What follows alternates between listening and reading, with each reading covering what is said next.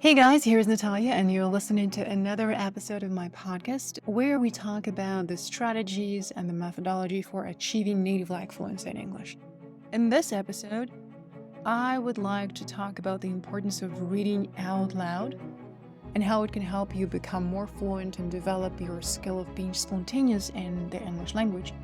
And I'm going to look at the differences between the rhythm patterns of English and Russian to help you understand why it's difficult for you to understand Russian native speakers who try to speak English. And if you are a Russian native speaker, that's going to be a valuable episode as well. Reading out loud is the exercise that can help you master the rhythm of English. I'm using the example of the Russian language because it's my mother tongue. And if you are a Russian native speaker, you can relate. If you're not a Russian native speaker, if your mother tongue is different from Russian, it's still going to be a valuable episode because the focus is not the Russian language, but the exercise of reading out loud in English. Enjoy. Hey guys, happy Saturday. I want to record a voice message to explain why reading out loud is such an important exercise and how it can help you become more fluent and more spontaneous. I've been doing this exercise for years now. And when I listened to myself 2 years ago, 3 years ago, when I listened to the archive recordings from 5, 7, 8 years ago, it's incredible how much my pronunciation has changed and how much more meaningful my messages have become. Reading out loud is the exercise to help you become more fluent and more spontaneous. If you watched my new video on YouTube, where I explain the 2 things that people want, because it all boils down to only 2 things, being spontaneous is one of them, you'll see that there is a structure to developing native-like fluency. I have structured all the steps that one needs to take to achieve native-like fluency, and it's a huge mind map. I don't want to bother you with details right now, but I want you to understand that on the top of that mind map, the most valuable thing that everybody wants is to be fluent, effortless, eloquent, and spontaneous in the English language. Everybody wants this, but not everybody knows how to achieve this. There are 3 steps that you need to take to become spontaneous and effortless in English. In order to be spontaneous, you need to learn to be prepared. I keep reminding my students who take the public speaking course or who learn to improve their presentation skills with me that you become spontaneous only after you have rehearsed enough. So if you have no idea how to deliver a prepared speech, if delivering a prepared presentation is a pain in the neck for you, it's going to be extremely difficult for you to be spontaneous. And this is what so many people attempt. Oh, I'll just go with the flow. I'll just do whatever. And it doesn't really work. They feel stuck. They feel frozen. They can't find the words because being spontaneous looks easy and effortless, but it's a lot of work. It doesn't feel like a lot of work when you're in the moment, when you are able to do it. But if you're someone who hasn't practiced enough, it feels like an impossible task to just be there and respond timely and always know what to say and manage your intonations and do all the inflections correctly and speak in the rhythm of English. It's just too many things to handle at the same time. That's why before you start doing the exercises to enhance your spontaneous speaking skills, you must learn to be prepared. You must learn to prepare your messages. In order to prepare your messages, you need to do all the exercises that help you deliver a prepared speech. You need to create a practice routine that will help you become spontaneous in English, which means first you need to create a practice routine to deliver confident, prepared messages. Your focus is prepared speech. And then you ask yourself, okay, what exercises can help me practice delivering a prepared message? Writing will be one of them. And you see, we're jumping from writing to speaking to reading because everything is connected with everything. All the exercises are interconnected, and it doesn't matter where you begin in the community of practice, you will always arrive at the right place. In order to improve your speaking skills, you need to invest in your reading and writing skills. And if you still have this question, why? The answer is simple. Native-like fluency is not speaking fluency. It's also reading fluency, writing fluency, listening fluency, speaking fluency, and thinking fluency. You can't speak spontaneously if you have no idea how to give yourself feedback if whatever you're saying is meaningful enough. You can't be free, effortless, and spontaneous and eloquent in a foreign language if you can't write down your thoughts, if you can't listen to other people and understand what they say with ease too.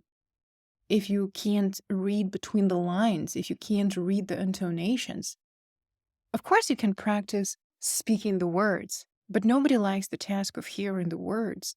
Everybody wants to hear the story. Everybody wants to hear the meaning. Everybody wants to hear and understand and remember the message. It's actually in your best interests to deliver your message in such a way that people can remember it. Only memorable stories survive.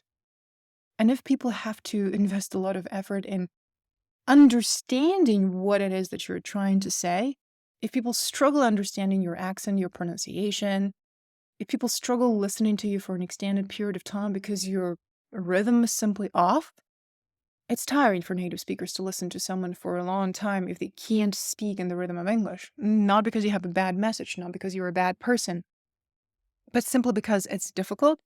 And we have to remember that most English native speakers do not have the experience of speaking a different language. They can't understand a lot of the things that we understand. By we, I mean people who speak another language, or maybe people who speak more than one language.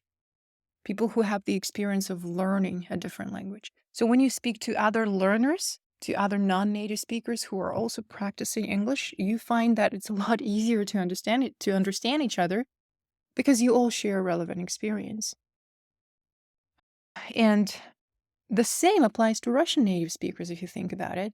Russian is not the most popular language in the world, and very few people in the world learn Russian. We don't have the concept of accents. I grew up in Kazakhstan. I went to school in Kazakhstan, but I speak exactly the same as someone who went to school in Moscow or in Krasnodar or in any other Russian city. People from the CIS countries, people who live in Belarus, in Russia, in Kazakhstan, in the Ukraine, Uzbekistan, and other countries, all of them, if they speak Russian from birth, speak the same Russian. The melody is the same. The pronunciation is the same. Everything is the same. There's no accent. Russian native speakers get very frustrated when they talk to foreigners who attempt to speak Russian, simply because it's difficult for them to understand. Think back to your own experience of trying to understand an American or a German who wanted to explain something to you in Russian with a heavy accent. And now imagine listening to this person who struggles saying simple words in the Russian language. Imagine listening to this person for 45 minutes. Imagine him being on stage. Imagine him delivering a presentation about something important, and imagine that they're a client or they're someone important and their message matters. And you know that their message matters, but it's so freaking difficult to listen to them for longer than 3 minutes because you simply get tired and you lose them. You lose what they're talking about. Maybe this will help you understand how it can and may feel for native speakers to listen to someone who doesn't speak in the rhythm of English. That's why when you deliver a prepared speech, when you practice delivering prepared messages, you must first and foremost care about your rhythm. Your pronunciation matters because pronunciation mistakes make it difficult for people to understand what you mean. Your accent doesn't matter that much, but your rhythm is everything. Your rhythm, your melody, your pitch. Rhythm is everything. English is a stress-timed language, just like Russian, by the way. So we can understand each other better than Spanish speakers can understand English speakers because Russian is a stress-timed language, just like English. But Russian is more predictable when it comes to rhythm than English. In Russian, most words are stressed on the second to last syllable. And there are certain rules. Let's say if a word ends with a consonant, it's going to most likely be stressed on the last syllable. Think of these words: стакан, тюльпан, блокнот, стол. Well, stol is a one-syllable word. Divan. All of them end with a consonant, and all of them are stressed on the last syllable. So it's kind of predictable. When we see a new word in Russian that has 2 or more syllables, and it's a masculine noun, we're going to stress it on the last syllable, and we're going to be most likely correct. Artefakt, another example, right? It's a long word. It's a masculine word. It ends with a consonant, so we stress it on the last syllable. No questions asked here. Of course, there are exceptions, but it's more predictable. English is not predictable at all. Words will be stressed differently depending on what they mean, depending on the context. And it's very common for the English language that words that are spelled the same way can be stressed differently depending on what they mean. For example, impact is a noun, impact is a verb. Address is a noun, address is a verb. They're spelled exactly the same way,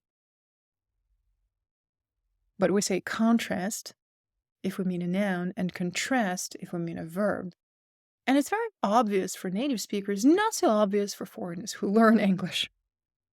The second reason why it's more difficult for Russian speakers to master the nuances of English stress and English rhythm and English intonation patterns is that the degree of vowel reduction in English can be more extreme than in English. We do reduce words in Russian, but we do not reduce them that much. And this extreme reduction can further complicate the task of identifying and producing the correct stress pattern. In Russian, we do not really have the concept of content words and function words. We do reduce words, and they can be content words as well, but the reduction is not that extreme. And in English, it is. Some words are pronounced longer, deliberately longer, because they matter more. And some words are reduced dramatically. And that's the number one reason why Russian native speakers find it so difficult to understand movies, live interviews, and real spontaneous conversations. Because people speak fast, people reduce a lot of words. And Russian native speakers find it very difficult to hear every single word of what was said and connect the words in order to understand what these words mean. When you practice reading out loud, you practice understanding the rhythm and you practice speaking in the rhythm of English. If you don't do this exercise, all you practice is delivering words. But you have to learn to deliver meaning. When you read out loud to someone, just like when you read out loud to a child, they do not see the text that you can see. All they can rely on is your voice. You have seen the text that you're reading. You have probably practiced before you started reading out loud, and they do not see the text. So if you do not understand something, you can go back to the text, you can read it a few more times, you can look up some words, but they do not have this opportunity. And when you read to children, if you have children, maybe you read bedtime stories to your kids. If you don't have children, maybe you remember how your parents read bedtime stories to you when you were little. Children can't read. That's why we read out loud to them, because they simply cannot read. They can see the pictures and the books. And when you read out loud to them, they must see the picture. Otherwise, they will not listen to you. Think about this responsibility. In order to help people see the picture of what's going on, you have to read in such a way that they can see it. In order to help someone see it, you have to learn to see it yourself. Think about your own experience of reading fiction. All you have is a book. without any pictures. But the book has a story. And as you read the book, you can clearly imagine the characters. Most likely you see how tall they are, you see the color of their eyes, you imagine those people, you see their clothes, you hear their voices, you see if they're blonde, brunette. And that's why it's so disappointing sometimes to watch a movie which is based on a book that you have read. You imagined these people so differently, and now when you see them on the screen, you feel outraged because they don't look like they look in your head. If you can relate to this, you will understand how important it is to read with the intention to deliver meaning, not with the intention to read the words. We read the words to help people see what they mean, without asking them to remember the words that we said. That's not their job. Their job is to see. And if they can see it, they can understand it. And if they can understand it, they can remember it. And if they can remember it, they can tell someone else. That's how stories are told, retold, and shared with other people in the world. So I have just explained to you how reading is an important prerequisite for being able to deliver prepared messages. Again, if we walk backwards, the top value, the top skill that everybody wants is spontaneous speech. In order to become spontaneous, you need to learn to deliver prepared messages. In order to learn to deliver prepared messages, you need to learn to read out loud. And you need to learn to write. These are the two most important skills that you need to master to be able to deliver prepared messages. And if you're asking yourself, why reading and writing? Here is why. When you do the exercise of reading out loud, you practice delivering meaning by saying the words of other people. You practice sharing other people's stories. Basically, you're looking at the text that is 100% correct. You open a book, any book, and the text you're looking at is correct.